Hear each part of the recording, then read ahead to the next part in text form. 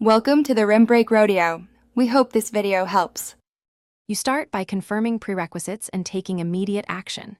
Create a virtual environment and install Flask or Fast API Plus requests and an async client.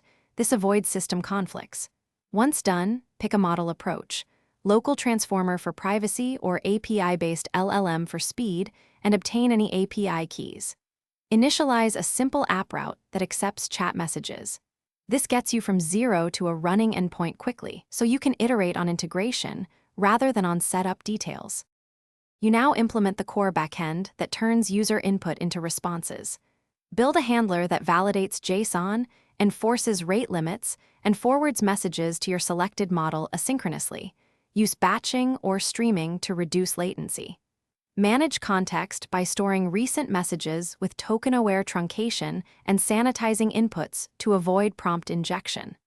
Once done, add retry logic and circuit breaker behavior to handle transient model or network failures, because robustness prevents user-visible downtime or malformed outputs. You finish by connecting a simple front-end and deploying the service. Implement WebSocket or fetch-based message flow with typing and error states. Queue messages if model latency spikes.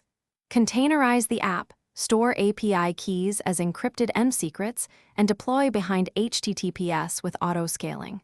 Make sure to add logging and metrics for latency and error rate. If things break, reproduce the issue with a minimal payload and check logs and model responses. That one troubleshooting step usually reveals myserialized data or exhausted token limits. Thanks for watching. Consider subscribing if we helped you.